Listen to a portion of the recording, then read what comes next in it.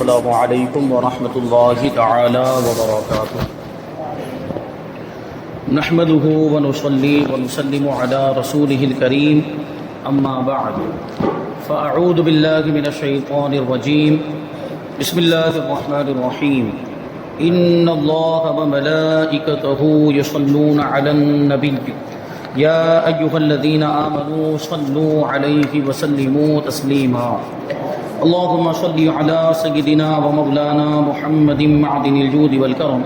وآله الكرام وابنه الكريم وبارك وسلم صلاة وسلاما عليك يا رسول الله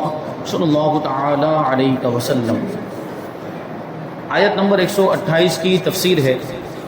اللہ تبارک و تعالی ارشاد فرماتا ہے ربنا وجعلنا مسلمین لك ومن ذریتنا امة مسلمة لك وَأَرِنَا مَنَاسِكَنَا وَتُبْ عَلَيْنَا إِنَّكَ أَنْتَ التَّوَّابُ الرَّحِيمُ۔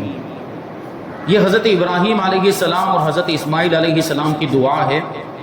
جو خانہ کعبہ کی تعمیر کے بعد ان دونوں حضرات نے اللہ کی بارگاہ میں کی تھی۔ ترجمہ ہے اے ہمارے رب اور ہم دونوں کو اپنا فرما بردار رکھ اور ہماری اولاد میں سے ایک ایسی امت بنا جو تیری فرما بردار ہو اور ہمیں ہماری عبادت کے طریقے دکھا دے اور ہم پر اپنی رحمت کے ساتھ رجوع فرما، توجہ فرما، بے شک تو ہی بہت توبہ قبول کرنے والا مہربان ہے۔ اس آیت کریمہ کی تفسیر سے پہلے ایک کریکشن ہے۔ اس سے پہلے والے درس میں حضرت ابو ایوب انصاری رضی اللہ تعالیٰ عنہ کے تعلق سے کچھ باتیں عرض کی گئی تھی کہ وہ قسطنطنیہ پر حملہ کرنے والے لشکر میں شامل ہوئے تھے۔ تو یہ جو لشکر ہے یہ حضرت امیر معاویہ رضی اللہ تعالیٰ عنہ کے زمانے میں روانہ ہوا تھا 51 ہجری میں یا 52 ہجری میں، اور بعض روایتوں میں 50 ہجری کا بھی ذکر ہے۔ تو حضرت ابو ایوب انصاری رضی اللہ تعالیٰ عنہ مدینہ منورہ سے ملک شام تشریف لے گئے اور اس لشکر میں شامل ہوئے۔ پھر اس اسلامی لشکر نے قسطنطنیہ پر حملہ کیا تھا، استنبول پر حملہ کیا، اور دشمنوں کے ساتھ مقابلہ، نصرانیوں عیسائیوں کے ساتھ مقابلہ تھا، اور میدان جنگ میں آمنے سامنے کی لڑائی بھی ہوئی۔ لیکن پھر کیا ہوا کہ جو عیسائی تھے، نصرانی تھے، وہ بھاگ کر قلعے میں بند ہو گئے، دروازے وغیرہ بند کر لیے قلعے کے۔ اب مسلمانوں نے قسطنطنیہ کے قلعے کا محاصرہ کر لیا، اس کو گھیر لیا، اور کئی دنوں تک یہ محاصرہ چلتا رہا۔ یہ جو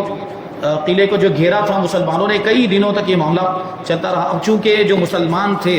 صحابہ اکرام، ان میں اکثریت عرب کی رہنے والی، اکثریت کا تعلق ملک عرب سے تھا۔ اب ملک عرب کی جو آب و ہوا ہے وہ گرم ہے، آپ حضرات جانتے ہیں، اور استنبول کا معاملہ یہ ہے کہ اس کا آدھا حصہ ایشیا میں ہے اور آدھا حصہ یورپ میں۔ ابھی کے اعتبار سے، اس زمانے کے اعتبار سے پورا کا پورا وہ غالباً یورپ میں آتا تھا، یا جو ہے کہ اس وقت بھی ایسا ہی رہا ہوگا کہ آدھا حصہ یورپ میں اور آدھا حصہ اس کا ایشیا میں پڑتا ہے۔ بہرحال وہاں کی جو آب و ہوا ہے وہ ٹھنڈی ہے، اور بعض علاقوں میں برف باری بھی ہوتی ہے، اس لیے یہاں کی آب و ہوا مسلمانوں کو راس نہیں آئی۔ اور ایک روایت کے مطابق تو یہ ہے کہ جب وہ محاصرہ چل رہا تھا تو اس میں ایک وبائی بیماری پھیل گئی، اور اس وبائی بیماری میں بہت سارے مسلمان مبتلا ہو گئے، گرفتار ہو گئے۔ حضرت ابو ایوب انصاری رضی اللہ تعالیٰ عنہ بھی اسی بیماری میں گرفتار ہوئے۔ وہ بیماری آپ کو ہو گئی اور بہت سارے مجاہدین کو وہ بیماری ہوئی، اور اس کی وجہ سے بہت سارے مجاہدین کا انتقال بھی ہو گیا۔ یہ محاصرہ چل ہی رہا تھا، اسی میں یہ واقعہ پیش آیا۔ تو حضرت ابو ایوب انصاری رضی اللہ تعالیٰ عنہ نے امیر لشکر کو، اور حضرت امیر معاویہ رضی اللہ تعالیٰ عنہ یہ لشکر روانہ کیا تھا۔ ایک روایت کے مطابق اس کے جو امیر تھے وہ حضرت عبد الرحمن ابن خالد ابن ولید رضی اللہ تعالیٰ عنہ تھے۔ تو جب حضرت ابو ایوب انصاری رضی اللہ تعالیٰ عنہ کا آخری وقت قریب آیا، اس بیماری کی وجہ سے جب آپ کی وفات ہونے والی تھی، تو آپ نے امیر لشکر کو بلایا اور اس کو وصیت کی۔ اور اس کو کیا وصیت کی کہ جب میرا انتقال ہو جائے تو مجھے قلعے کی دیوار کے قریب لے جا کر دفن کیا جائے۔ وہ میں ان کے الفاظ میں وہ ترجمہ جو ہے وہ سناتا ہوں کہ جب میں مر جاؤں تو مسلمانوں کو میرا سلام پہنچا دینا اور ان کو بتا دینا کہ میں نے رسول اللہ صلی اللہ علیہ وسلم کو یہ فرماتے ہوئے سنا ہے کہ جو شخص اس حالت میں انتقال کر جائے کہ رب واحد کے ساتھ کسی کو شریک نہ جانتا تھا، اللہ تبارک و تعالیٰ اس کو جنت نصیب کرے گا، اور میرا جنازہ سرزمین عدو میں یعنی دشمن کی سرزمین میں جہاں تک تم لے جا سکو لے جا کر دفن کرنا۔ دشمنوں کی سرزمین میں جہاں تک اندر تک لے جا سکو وہاں تک لے جا کر میرے جنازے کو دفن کرنا، میرے جسم کو دفن کرنا۔ اسی لیے آپ کی وصیت کے مطابق مسلمان رات کے وقت میں اندھیرے میں، کیونکہ دن کے وقت میں لے جاتے تو دشمنوں کی طرف سے حملہ کا بھی اندیشہ تھا، اس لیے رات کے اندھیرے میں حضرت ابو ایوب انصاری رضی اللہ تعالیٰ عنہ کے جسم مبارک کو لے جا کر قلعے کی دیوار کے بالکل قریب دفن کیا گیا۔ جو قسطنطنیہ کا جو قلعہ تھا، استنبول کا جو قلعہ تھا، اس کو بھی اس کی دیوار کے بالکل قریب میں لے جا کر حضرت ابو ایوب انصاری رضی اللہ تعالیٰ عنہ کو دفن کیا۔ اور اس چیز کا ان کو احساس بھی ہو گیا، تو جو سپاہی وغیرہ جو پہرے دار ہوتے ہیں ان کو محسوس ہو گیا، آہٹ محسوس ہو گئی کہ کچھ تو چل رہا ہے اسلامی لشکر کے اندر۔ تو دوسرے دن جو نصرانیوں کا جو امیر تھا، جو بادشاہ تھا، اس نے پوچھا بھی شاہ قسطنطنیہ نوری اور نصرانیوں کا امیر کہ رات کو تمہارے لشکر میں کچھ ہلچل نظر آ رہی تھی، تو اس کا کیا معاملہ ہے؟ تو مسلمان تو جھوٹ بولتا نہیں، مسلمانوں نے بتا دیا کہ ہمارے بڑے ہی بزرگ اللہ کے رسول صلی اللہ علیہ وسلم کے جلیل القدر صحابی حضرت ابو ایوب انصاری رضی اللہ تعالیٰ عنہ کا انتقال ہو گیا، ہم ان کی نعش مبارک کو قلعے کی دیوار کے قریب دفن کر رہے تھے۔ حضرت ابو ایوب انصاری رضی اللہ تعالیٰ عنہ کی اس وقت عمر تقریباً 80 سال تھی، اتنے زیادہ بزرگ ہو گئے تھے۔ اس کے باوجود وہ سعادت حاصل کرنے کے لیے حضور پاک صلی اللہ علیہ وسلم نے جو بشارت عطا فرمائی تھی، اس بشارت کے حقدار بننے کے لیے آپ اس لشکر میں شامل ہوئے تھے، لیکن یہ بیماری اور وبا کی وجہ سے لشکر اسلام کو واپس جانا پڑا تھا، اور اس وقت قسطنطنیہ فتح نہیں ہو پایا تھا۔ قسطنطنیہ کی فتح یہ سلطان محمد فاتح کے نصیب میں لکھی ہوئی تھی، اور حضور پاک صلی اللہ علیہ وسلم نے جو بشارت ارشاد فرمائی تھی، حضور نے ارشاد فرمایا تھا کہ لَتَفْتَحُنَّ الْقُسْطُنطِنِيَّةَ فَنِعْمَ الْأَمِيرُ أَمِيرُهَا وَنِعْمَ الْجَيْشُ ذَلِكَ الْجَيْشُ او کما قال علیہ السلام، کہ ان قریب تم یا ضرور تم قسطنطنیہ کو فتح کرو گے تو ان کا جو امیر ہوگا وہ بہت ہی بہترین امیر ہوگا، اور وہ لشکر بڑا ہی بہترین لشکر ہوگا۔ یہ حضور نے بشارت عطا فرمائی تھی۔ تو یہ اس بشارت کے حقدار عام طور پر مورخین اور سیرت نگار سوانح نگاروں نے، عام طور پر علماء نے سلطان محمد فاتح کو ہی قرار دیا ہے کہ اس کے حقدار وہی ہے جو ترکی بادشاہ گزرے ہیں سلطان محمد فاتح، کیونکہ ان کے زمانے میں 875 ہجری میں قسطنطنیہ فتح ہوا ہے، اس سے پہلے فتح نہیں ہو پایا۔ یہ جو حضرت امیر معاویہ کے زمانے میں یہ جو لشکر گیا تھا، یہ بھی فتح نہیں کر پائے تھے، بیماری اور وبائی بیماری کی وجہ سے ان کو واپس ہو جانا پڑا تھا، کیونکہ بہت سارے مجاہدین اس بیماری کی وجہ سے انتقال کر رہے تھے۔ تو حضرت ابو ایوب انصاری رضی اللہ تعالیٰ عنہ کا بھی اسی بیماری میں انتقال ہو گیا، اور آپ کی وصیت کے مطابق آپ کو قلعے کی دیوار کے قریب لے جا کر دفن کیا گیا۔ تو وہ جو بادشاہ تھا اس نے دیکھ لیا، پوچھا، مسلمانوں نے بتا دیا کہ حضرت ابو ایوب انصاری رضی اللہ تعالیٰ عنہ کو ہم نے وہاں پر ان کی نعش مبارک کو دفن کیا۔ تو پہلے تو اس نے جرأت دکھائی اور یہ کہا کہ تم جاؤ گے یہاں سے تو ہم ان کی ہڈیوں کو نکال کر بکھیر دیں گے معاذ اللہ۔ تو جو امیر لشکر تھے انہوں نے دھمکی دی، امیر لشکر نے دھمکی دی، اسلام کے جو مجاہدین تھے مسلمان، انہوں نے دھمکی دی کہ اگر حضرت ابو ایوب انصاری رضی اللہ تعالیٰ عنہ کی نعش مبارک کو چھیڑا گیا، اسے کچھ بھی نقصان پہنچایا گیا، تو اسلامی حدود سلطنت میں جتنے بھی گرجا گھر ہیں سب کو اکھاڑ دیا جائے گا، اور اس میں جتنے بھی عیسائی دفن ہیں ان سب کی ہڈیوں کو بکھیر دیا جائے گا۔ یہ دھمکی دی گئی تھی، تو وہ تھوڑا سہم گیا، ڈر گیا، اور پھر اس نے اس بات کا اقرار کیا کہ ہم خود ہی اس کی حفاظت کریں گے۔ حضرت ابو ایوب انصاری رضی اللہ تعالیٰ عنہ کی قبر مبارک کی، اور خود قیصر روم نے حضرت ابو ایوب انصاری رضی اللہ تعالیٰ عنہ کے مزار مبارک کی حفاظت کی، یہاں تک کہ قسطنطنیہ فتح ہو گیا۔ اس نے وہاں پر حضرت ابو ایوب انصاری کے باقاعدہ قبر مبارک پر وہ نشانی بھی مقرر کی تھی۔ حضرت مسلمانوں نے تو کیا کیا تھا کہ وہ فلیٹ قبر کو کر دیا تھا، زمین سے متصل کوئی ابھرا ہوا حصہ نہیں تھا کہ جس سے پتہ چلے کہ یہاں پر قبر مبارک ہے، لیکن بعد میں خود قیصر روم نے وہاں پر ایک نشانی بنائی تھی، نشانی کے طور پر، یادگار کے طور پر، کہ یہ حضرت ابو ایوب انصاری رضی اللہ تعالیٰ عنہ کا مزار پاک ہے۔ پھر جب قسطنطنیہ فتح ہو گیا تو سلطان محمد فاتح نے باقاعدہ وہاں پر حضرت ابو ایوب انصاری رضی اللہ تعالیٰ عنہ کی قبر مبارک پر مزار تعمیر کیا، جو آج تک موجود ہے اور زیارت گاہ خلائق ہے۔ حضرت ابو ایوب انصاری رضی اللہ تعالیٰ عنہ اس بیماری میں آپ کا وصال ہوا ہے، اور قسطنطنیہ بعد میں فتح ہوا۔ تو وہ جو بات عرض کی گئی تھی کہ آپ زخمی ہو گئے تھے، تو زخمی نہیں ہوئے تھے، یا ممکن ہے کہ جنگوں میں زخمی بھی ہوئے ہوں، لیکن جو آپ کا وصال ہوا ہے وہ وصال اس بیماری کی وجہ سے ہوا۔ تو یہاں پر حضرت ابراہیم علیہ السلام اور حضرت اسماعیل علیہ السلام کی دعا کا ذکر ہے۔ وہ کیا دعا کر رہے ہیں کہ ہم دونوں کو اپنا فرما بردار رکھ، اور ہماری اولاد میں سے ایک قوم ایسی ہو جو تیری فرما بردار ہو، اور ہمیں ہماری عبادت کے طریقے سکھا دے، اور ہم پر اپنی رحمت کے ساتھ توجہ فرما، بے شک تو ہی بہت توبہ قبول کرنے والا مہربان ہے۔ سبحان اللہ، وہ حضرات اللہ تبارک و تعالیٰ کی مطیع اور مخلص بندے تھے حضرت ابراہیم اور حضرت اسماعیل علیہ السلام۔ اللہ کے مطیع و فرما بردار تھے، کبھی نافرمانی کا تصور بھی نہیں، کیونکہ نبی حضرت ابراہیم بھی نبی اور حضرت اسماعیل بھی نبی علیہ السلام،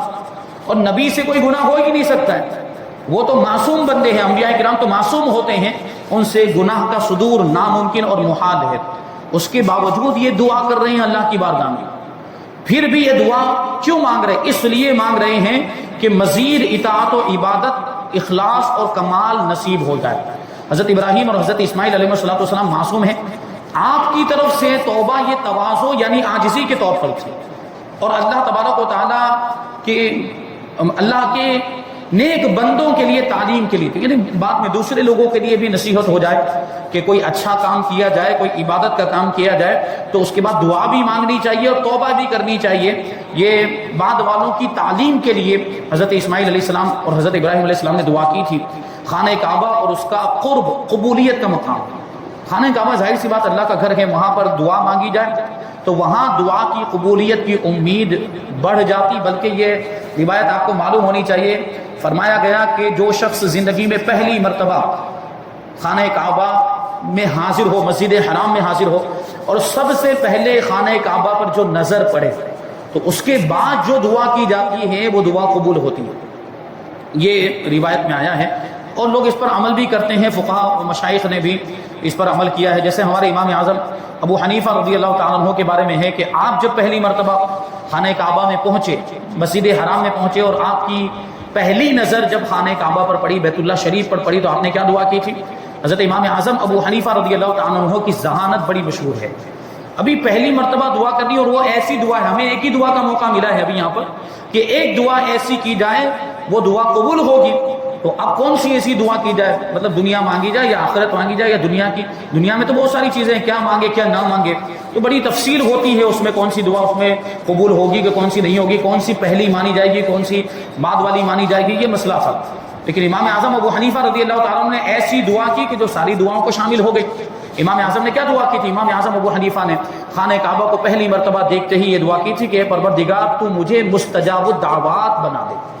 یہ مستجاب الدعوات کا مطلب کیا ہوتا ہے؟ یعنی جب بھی میں جو بھی جائز دعا کروں میری وہ دعا قبول ہو جائے۔ ابھی کتنی جامع دعا تھی، یعنی تفصیل کے ساتھ الگ الگ دعا کرنے کی ضرورت ہی نہیں ہے، ایک دعا ہی بعد میں آنے والی ساری دعاؤں کو شامل ہو گئی۔ تو اب ہم بھی اگر جائیں اور اگر ہم اپنے انداز میں اگر دعا کرنا چاہتے ہیں اور اس طرح کی کوئی دعا کرنا چاہتے ہیں تو یہ دعا بہتر ہوتی ہے کہ میں آئندہ کوئی بھی جائز چیز کی دعا مانگوں، آئندہ کبھی بھی پوری زندگی میں آنے والی زندگی میں کوئی بھی جائز چیز کی دعا کروں اور وہ میرے لیے بہتر ہو تو وہ میری دعا قبول ہو جائے۔ یہ دعا کریں خانہ کعبہ پر پہلی نظر پڑتے ہی۔ تو خانہ کعبہ جو ہے وہ مقبولیت کا مقام ہے، وہاں پر دعائیں بھی قبول ہوتی ہیں، عبادتیں بھی قبول ہوتی ہیں، اللہ تبارک و تعالیٰ کی خاص رحمت متوجہ ہوتی ہے، اور یہاں پر توبہ کرنا حضرت ابراہیم علیہ السلام کی اور حضرت اسماعیل علیہ السلام کی سنت ہے، نبیوں کی سنت ہے، وہاں پر توبہ کرنا۔ اس لیے ہم دیکھیں گے بزرگوں کے ایسے واقعات بھی ملتے ہیں توبہ کرنے کے تعلق سے کہ خانہ کعبہ میں جا کر انہوں نے اپنے گناہوں سے توبہ کی، جبکہ اللہ کے ولیوں کا بھی معاملہ ایسا ہوتا ہے کہ وہ گناہوں سے بچتے ہیں اور اللہ تبارک و تعالیٰ کی فرما برداری کے کام کرتے ہیں۔ غوث پاک رضی اللہ تعالیٰ عنہ کا ایسا ایک واقعہ ہے، غوث پاک کا مہینہ ہے تو وہ واقعہ ہم شامل کرتے ہیں کہ لوگ معمول کے مطابق خانہ کعبہ کا طواف کر رہے تھے، وہاں پر بہت زیادہ لوگ مسجد حرام کے اندر موجود تھے کہ وہاں پر موجود لوگوں نے اچانک سسکیوں کی آواز سنی کہ کوئی شخص، کوئی رونے والا خانہ کعبہ کی دیوار سے اس کے غلاف سے چمٹ کر رو رہا ہے، خانہ کعبہ کی دیوار سے لپٹ کر رو رہا ہے، زاروں قطار روئے جا رہا ہے، وہ کچھ کہہ رہا ہے۔ تو لوگوں کی توجہ ادھر گئی اور سوچا کہ یہ کیا، کون ہے اور کیوں رو رہے ہیں۔ جب ان کے قریب جا کر ان کی بات کو سنا تو وہ بزرگ دعا کر رہے تھے اللہ تبارک و تعالیٰ کی بارگاہ میں کہ پروردگار تو میرے گناہوں کو معاف فرما دے، اور اگر ایسا نہ ہو سکے، یعنی میرے گناہوں کی معافی نہ ہو سکے تو اے پروردگار تو مجھے آخرت میں اندھا اٹھانا، میری آنکھوں کی روشنی ختم ہو چکی ہو۔ تو لوگوں کو بڑا تعجب ہوا کہ یہ کیسی دعا ہوئی، اندھے ہونے کی دعا۔ لوگ عام طور پر آنکھیں مانگتے ہیں، آنکھوں کی روشنی مانگتے، بینائی۔ اگر کوئی اندھا ہے تو وہ چاہتا ہے کہ اس کو بینائی مل جائے، آنکھوں کی روشنی واپس مل جائے، اور یہ ہے کہ اندھا ہونا چاہ رہے ہیں اور یہ دعا کر رہے ہیں کہ مجھے آخرت میں اندھا اٹھائے۔ تو لوگ ان کے قریب گئے اور ان کو جاننے کی کوشش کی تو وہ کوئی اور نہیں تھے بلکہ سیدنا شیخ عبد القادر جیلانی غوث اعظم رضی اللہ تعالیٰ عنہ تھے۔ یہ دیکھیں خوف الہی کا عالم، کتنا بڑا مرتبہ ہے غوث پاک رضی اللہ تعالیٰ عنہ کا کتنا بڑا مرتبہ اولیاء کرام کے سردار ہیں، اس کے باوجود خوف الہی کا عالم یہ ہے کہ اس طرح رو رہے ہیں خانہ کعبہ کی دیوار سے لپٹ کر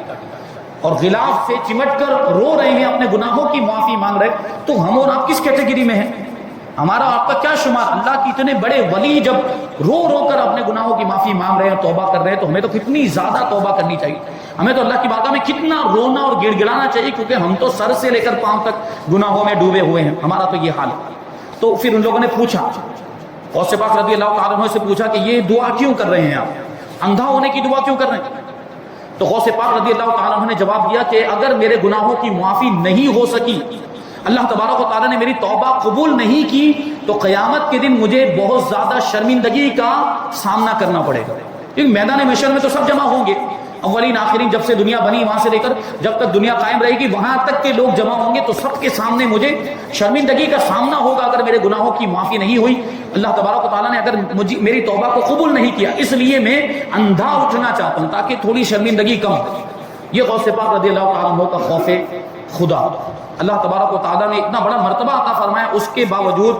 آپ کے توبہ کرنے کی یہ کیفیت اور گناہوں سے معافی مانگنے کی یہ کیفیت، اللہ تبارک و تعالیٰ غوث پاک رضی اللہ تعالیٰ عنہ کے صدقے میں ہمیں بھی توبہ کی توفیق نصیب فرمائے اور ہمارے گناہوں کو معاف فرمائے۔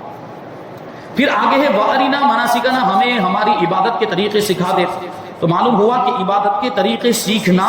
حضرت ابراہیم علیہ السلام کی سنت ہے، اور عبادتیں سب ہو سکتی ہیں، یہاں پر خاص عبادت حج اور عمرہ مراد ہے،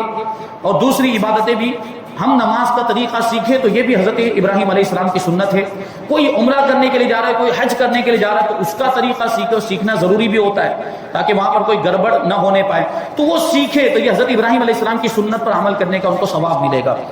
اس کے لیے دعا بھی کرنی چاہیے اور کوشش بھی کرنی چاہیے۔ بغیر طریقہ سیکھے عبادت کرنا اکثر عبادت کو ضائع کر دیتا ہے، کہ اگر نماز کا طریقہ سیکھا نہیں، ویسے ہی نماز پڑھنے کے لیے کھڑے ہو گئے، اب معلومات نہیں ہے نماز کے فرائض کیا ہے، شرائط کیا ہے، واجبات کیا ہے، نہیں معلوم، تو گڑبڑ ہوگی، کبھی نماز فاسد بھی ہو جائے گی اور اس کو پتہ بھی نہیں ہوگا، نماز ٹوٹ جائے گی اور اس کو پتہ نہیں ہوگا، نماز اس طریقے سے ضائع بھی ہو سکتی ہے۔ یہی حال دوسری عبادتوں کا بھی ہے، تو جو بھی عبادت کرے پہلے اس کا طریقہ ضرور سیکھے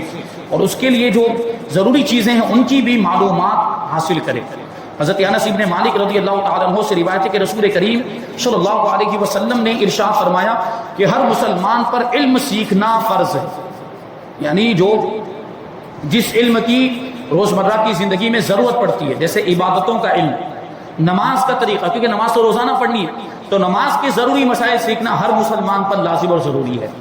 اس سے کوئی بھی مسلمان مستثنا نہیں ہے کہ مجھے تو نماز کا طریقہ سیکھنے کی ضرورت نہیں ہے، غلط ہے۔ ہر کسی کو جب نماز پڑھنی ہے تو نماز کا طریقہ آنا چاہیے، نماز کے ضروری مسائل معلوم ہونے چاہیے۔ اسی طرح روزے بھی رکھنے ہر مسلمان پر فرض ہے، جو اگر بیمار نہیں ہے یا مسافر نہیں، کوئی شرعی عذر نہیں ہے تو رمضان کے روزے رکھنے، تو رمضان کے روزے کے مسائل سیکھنا بھی ضروری ہے۔ زکوٰۃ واجب ہو چکی، مالی کے نصاب ہے تو زکوٰۃ کے ضروری مسائل سیکھنا ہے۔ حج کرنے کے لیے جا رہے ہیں تو حج کے ضروری مسائل سیکھنا فرض ہے۔ عمرہ کرنے کے لیے جا رہے ہیں تو اس کا بھی طریقہ سیکھ کر جائیں۔ اگر ہم کاروبار کر رہے ہیں، تجارت کر رہے ہیں یا ملازمت ہی کیوں نہ کر رہے ہیں تو ان کے مسائل سیکھنا بھی لازم اور ضروری ہے۔ فرض عبادت کا طریقہ اور مسائل سیکھنا بھی اسی میں داخل ہے۔ تو عبادتوں کے طریقے سیکھے جائیں تاکہ ہماری عبادت صحیح طور پر ادا ہو پائے۔ ایک آیت کریمہ آگے ہم اس کو شامل کرتے ہیں اور اس کا ترجمہ شامل کرتے ہیں، اور پوری تفسیر تو انشاءاللہ تبارک و تعالیٰ آئندہ درس میں شامل کریں گے کیونکہ وقت زیادہ ہو گیا۔ آیت نمبر 129، اس میں بھی حضرت ابراہیم علیہ السلام کی اور حضرت اسماعیل علیہ السلام کی ایک دوسری دعا کا ذکر ہے۔ یہ دونوں حضرات اللہ تبارک و تعالیٰ کی بارگاہ میں عرض کرتے ہیں، ربنا وابعث فیہم رسولا منہم یتلو علیہم آیاتک ویعلمہم الکتاب والحکمت ویزکیہم انک انت العزیز الحکیم۔ اے ہمارے رب، اور ان کے درمیان انہی میں سے ایک رسول بھیج جو ان پر تیری آیتوں کی تلاوت فرمائے اور انہیں تیری کتاب اور پختہ علم سکھائے اور انہیں خوب پاکیزہ فرما دے، بے شک تو ہی غالب حکمت والا ہے، تو ہی غلبے والا ہے، تو ہی حکمت والا ہے۔ اب ہم اور آپ سمجھ گئے ہوں گے کہ یہ جو دعا کی حضرت ابراہیم علیہ السلام نے اور حضرت اسماعیل علیہ السلام نے، یہ جو عرض کیا اللہ کی بارگاہ میں کہ تو انہی میں سے ایک رسول بھیج دے، کن میں؟ ہماری اولاد میں۔ حضرت ابراہیم اور حضرت اسماعیل دونوں مل کر دعا کر رہے ہیں کہ ہماری اولاد میں ایک رسول بھیج جو ان پر تیری آیتوں کو تلاوت کرے اور انہیں حکمت سکھائے، ان کو خوب پاک ستھرا کر دے۔ تو یہ دعا کس کے بارے میں ہوئی؟ یہ ہمارے آقا حضور رحمت عالم صلی اللہ علیہ وسلم کے بارے میں ہوئی۔ حضرت ابراہیم علیہ السلام کی، حضرت اسماعیل علیہ السلام کی یہ دعا قبول بھی ہوئی، اور اللہ تبارک و تعالیٰ نے اس دعا کے نتیجے میں حضرت اسماعیل کی اولاد میں مکہ مکرمہ میں حضور پاک صلی اللہ علیہ وسلم کو پیدا فرمایا، حضور پاک صلی اللہ علیہ وسلم تشریف لائے، اور آپ نے آنے کے بعد اللہ تبارک و تعالیٰ کی آیتیں بھی لوگوں کو سنائی، یعنی قرآن پاک لوگوں کو سنایا، اور حکمت بھی عطا فرمائی۔ حکمت سے مراد یہاں پر حدیثیں بھی ہو سکتی ہیں، اللہ کے رسول صلی اللہ علیہ وسلم کی حدیث ہے، کیونکہ قرآن کی آیتوں کے ساتھ، قرآن کی صورتوں کے ساتھ حضور نے اپنے ارشادات بھی تو ہمیں عطا فرمائے، تو حکمت سے وہ مراد۔ اور پھر یہ کہ اللہ کے رسول صلی اللہ علیہ وسلم نے لوگوں کو پاکیزہ بھی کیا، جو لوگ کفر و شرک میں مبتلا تھے، گناہوں میں مبتلا تھے، اللہ کے رسول صلی اللہ علیہ وسلم نے ان کو ایمان کی دولت سے آشنا کر کے ایمان کی دولت عطا فرمائی، اور ان کو شرک و کفر اور گناہوں سے پاکیزہ کر دیا، جنت کا حقدار بنا دیا۔ تو یہ آیت کریمہ ہے، انشاءاللہ تبارک و تعالیٰ اس کی تفسیر ہم آئندہ درس میں شامل کریں گے۔ اللہ تبارک و تعالیٰ کی بارگاہ میں دعا ہے کہ جو کچھ بھی بیان ہوا اس پر ہم سب کو عمل کرنے کی توفیق عطا فرمائے، اور نور قرآن سے ہم سب کے دلوں کو روشن اور منور فرمائے۔ وما علینا الا البلاغ۔ السلام علیکم۔